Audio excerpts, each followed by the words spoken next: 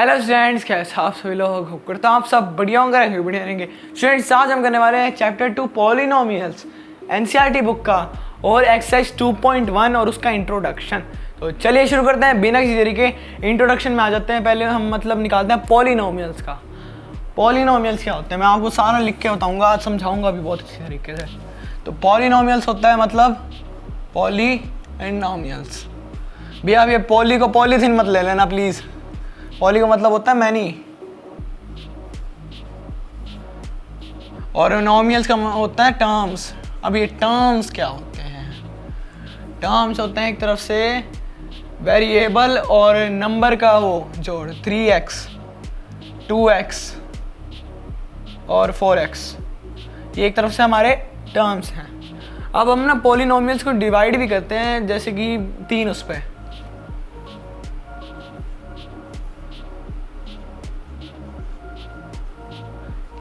ऐसे ना आप नोट्स भी बना सकते हो अगर आपको थोड़ी सी प्रॉब्लम हो तो। एक होता है हमारा टी से होता है टर्म्स।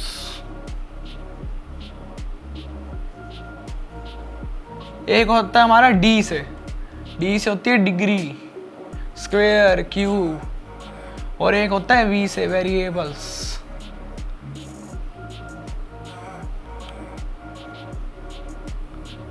अब इसमें हम आते हैं सबसे पहले किस में है, टर्म्स या डिग्री। डिग्री में आ जाते हैं क्योंकि आसान है। डिग्री होता है एक तरफ से, इसमें नाम दे रखे हैं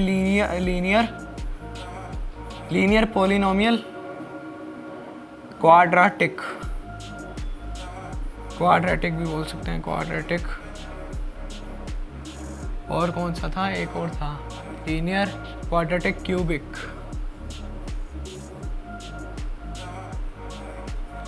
तीन तरह की डिग्रीज हैं। कब होता है लीनियर? जब हमारे पास हाईएस्ट हो, जैसे कि 3x cube plus 2x plus 4x square. तो यहाँ हमारा कौन सा पॉलिनोमियल है इसमें? अगर डिग्री में देखें तो लीनियर भी नहीं है, क्वाड्रेटिक भी नहीं है। क्यों? क्योंकि हाईएस्ट देखनी है कौन सी डिग्री है, चाहे वो 2 बार हो, 3 बार हो, 1000 बार हो, फर्क नहीं पड़ता। अब हाईएस्ट डिग्री है 3, तो ये क्यूबिक हो जाएगा। Quadratic 3x whole square, 3x square plus 2x plus 4x square, quadratic. और लीनियर आप फिर समझ गए होगे, 1 आ जाएगा। ओके, अब आ जाते हैं वेरिएबल्स पे। अभी हमने टर्म्स नहीं समझाया, पहले बता रहा हूँ, पर चले वीडियो आगे पीछे कर रहे हो समझने के चक्कर में। वेरिएबल्स होता है पॉलिनोमियल्स इन मैनी वेरिएबल्स। हाँ, 3x plus 2y plus 4z, इसमें हमारे कितने वेरिएबल्स हैं? 3। 3x plus 2y, 2 variables. अब बताओ, चलो ये समझा दिया। 3x प्लस 2x कितने वेरिएबल है? 3? बिल्कुल नहीं, एक वेरिएबल है, x कॉमन है। ये देखना है। तो पॉलिनोमियल इन 1 वेरिएबल, 2 वेरिएबल, 3 वेरिएबल। अब टर्म के हिसाब से आ जाए। टर्म हमें दे रखे हैं बाइनोमियल, नहीं मोनोमियल इसमें, जिसमें एक टर्म होती है, 1 टर्म। 3x 2y बाइनोमियल होते हैं 2y प्लस 3x।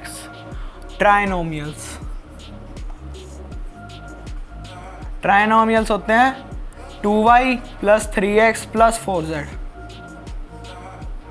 इसमें टर्म कितने हैं? 2 है ना, 3x 2y 3x plus 3x, 2y plus 3x plus 4z।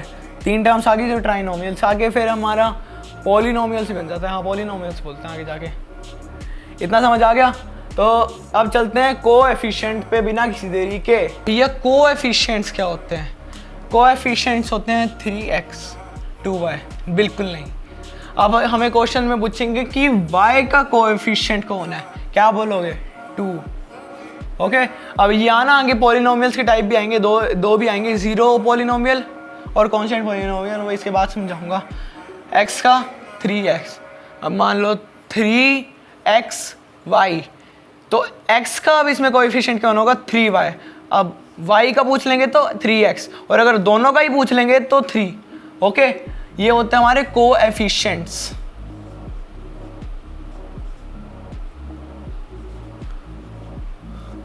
Okay, इतना समझ आया? मैं आपको वापस थोड़ी और जल्दी समझा देता हूँ।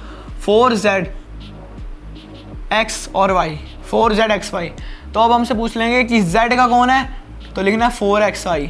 जब पूछेंगे x का कौन है तो 4z y। हाँ, और जब हम y का पूछेंगे तो 4zx।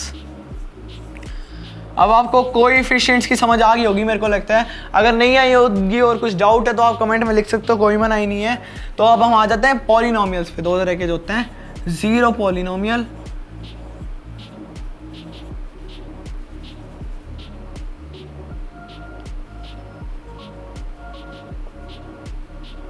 कांस्टेंट, मैं आगे नहीं लिख रहा। अब जीरो पॉलिनोमियल में एक ही आएगा, जीरो। कांस्टेंट पॉलिनोमियल में भाई, पॉलिनोमियल्स तो में तो टर्म्स होते हैं ना, जो जैसे होता है 3x 4y, पर इसमें हम रखेंगे 2। बट ये तो नंबर हो जाएगा। बताता हूँ, पॉलिनोमियल 2 into 1 भी तो कर सकते हैं, हो जाएगा ना। तो ये फिर कांस्टेंट पॉलिनोमियल बन जाएगा। अब जब मान लो 1 की पावर दे रखी है, 2 की पावर 0 दे रखी है, क्या लगाओगे? क्या आंसर आएगा? 0। बिल्कुल भी नहीं, ये कांस्टेंट बन जाएगा। क्यों? क्योंकि इसकी वैल्यू 1 हो जाएगी। समझ गए? तो ये जिसकी डिग्री जब 0 हो जाएगी ना, तो आप उसे 1 मान के, यानी कि कांस्टेंट पॉलिनोमियल मान के चलोगे। समझ गए? इससे ज़्यादा और एक्सप्लेन नहीं कर सकता, और एक्सप्लेन करने का है भी नहीं इसमें। तो और आगे है कुछ, देख लेते हैं पहले। नहीं, आगे हमें कुछ दे नहीं रखा। अब सीधा एक्सरसाइज पे ही चलते हैं। तो चलिए एक्सरसाइज की तरफ चलते हैं बिना किसी देरी के। आ जाते हैं क्वेश्चन 1 पे। क्वेश्चन 1 दे रखा है, which of the following expression are polynomials in one variable. One variable कौन से? 4x + 3x, वो वाले। तो पहला क्वेश्चन दे रखा है 4x² - 3x + 7, और हमें साथ साथ शायद इसमें रीजन भी देना है अगर नहीं होंगे तो। x ये मत बोलना अब x² है तो नहीं होगा, होगा। क्यों नहीं? यस, एक वेरिएबल नहीं होगा क्योंकि x ही रिपीट हो रहा है, कोई y नहीं हो रहा। सेकंड पे आ जाता है। सेकंड दे रखा है y² + √2। भाई √2 का कोई इसमें हमने वही नहीं रखना, y है बस, है। यस। थर्ड t√t और +2 + t√2। अभी हमने रूट देखना है कि t रूट में तो अलग वेरिएबल भी हो सकता है और t तो सेम ही है, तो इसमें हम यहाँ नो करेंगे। क्यों? क्योंकि रूट में है t यहाँ। y + 2y, y + 2y नहीं। क्यों? आप ना पावर देखो, जैसे कि जब हम बाय में रखेंगे, ये अभी मैंने आपको समझाया नहीं होगा पर अभी समझा देता हूँ। y जब पावर नीचे जाती है ना, डाउन में रहती है, तो पावर उसकी माइनस में चली जाती है, तभी हम रेसिप्रोकल करते हैं। ये आएगा चैप्टर 1 में, समझाया था मैंने, याद नहीं आ रहा। चैप्टर 1 में होगा ऐसा कि y की पावर माइनस होगी तो वो रेसिप्रोकल हो जाता है 1/y से। ये रेसिप्रोकल करना होता है जब पावर्स हो जाती हैं, तो इसमें हम नो ही रखेंगे। ओके, अब आ जाते हैं फिफ्थ पे। फिफ्थ हमें दे रखा है x10, वाह वाह कितनी बड़ी बड़ी वैल्यूज़ हैं, y3 और t50। ये तो पक्का ही पक्का नो है क्योंकि 3 है। सेकंड क्वेश्चन ले लेते हैं। सेकंड क्वेश्चन यही हो जाएगा हमारा। सेकंड क्वेश्चन दे रखा है, write the coefficient of x² in each of following. 2 + x² + x। क्या रखोगे? 2 + x? बिल्कुल भी नहीं। x² का कोएफिशिएंट हो जाएगा 1। मैंने आपको समझाया था शायद अभी उसमें कांस्टेंट पॉलिनोमियल्स में, कुछ याद हो तो। सेकंड में दे रखा है 2 - x² + x³। यहाँ 1 नहीं आएगा, -1 आएगा। ध्यान रखो, आपको समझ आ रहा होगा शायद कि मैं इसलिए रीज़न नहीं बता रहा आपको। ये थर्ड में दे रखा है π/2x² + x। क्या रखोगे भाई? π/2। ओके, और दूसरा दे रखे √2x - 1, तो इसके हम 0 कर देंगे क्योंकि यहाँ x² है ही नहीं, और साथ ही साथ रूट है। तो आ जाता है क्वेश्चन 4 पे। क्वेश्चन 4 दे रखा है, राइट, अभी थर्ड कैंसिल्ड है।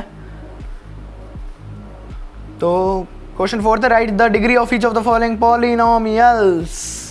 आ गया भैया, इंट्रोडक्शन में समझाया था। क्वेश्चन ये सोच रहा होगा स्वागत नहीं करोगे हमारा, बिल्कुल करेंगे। डिग्री हाईएस्ट कौन सी लग रही है?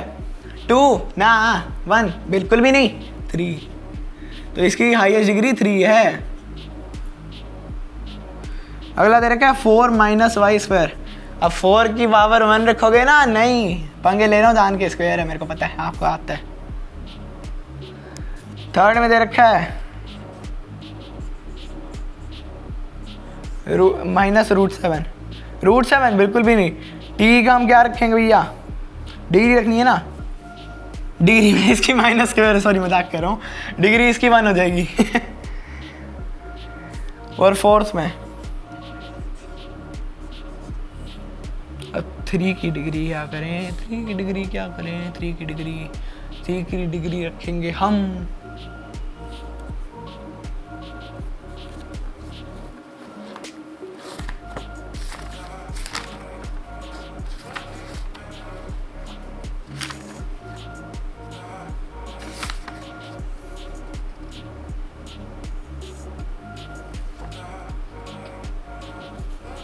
की डिग्री क्या रखेंगे? 0।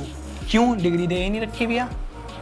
ये भी याद रखना कि जिसकी डिग्री 0 वो कुछ दे नहीं रखी होती, उसकी 0 होती है। क्वेश्चन 5 पे आ जाते हैं। क्वेश्चन 5 दे रखा है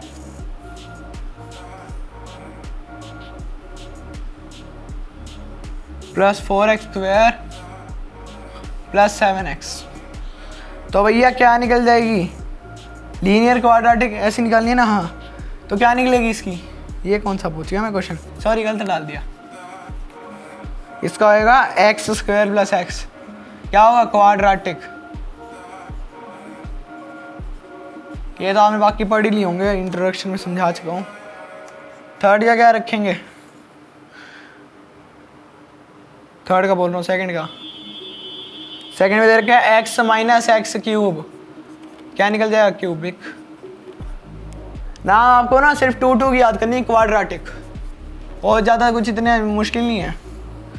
थर्ड ही देखिए y + y² + 4 quadratic, short form लिख रहा हूँ। फोर्थ में 1 + x क्या आएगी? लीनियर। फिफ्थ में 3t, भाई साहब दिल खुश हो गया, लीनियर वापस से।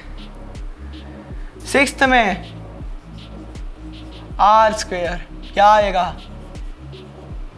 भैया? अगर समझ नहीं आ रहा है ना, डाउट ले लो चुपचाप कमेंट में, मैं कुछ नहीं कहूँगा, मैं डाउट सॉल्व कर दूंगा उल्टा। अब हमें आ गया 7x³। आए हाय, इसका तो नाम ही डिग्री है, क्यूबिक। तो होप करता हूँ आपको वीडियो पसंद आई होगी। वीडियो पसंद आए तो वीडियो को लाइक करना, चैनल को सब्सक्राइब करना। मिलता हूँ आपसे अगली वीडियो में, तब तक के लिए goodbye and take care.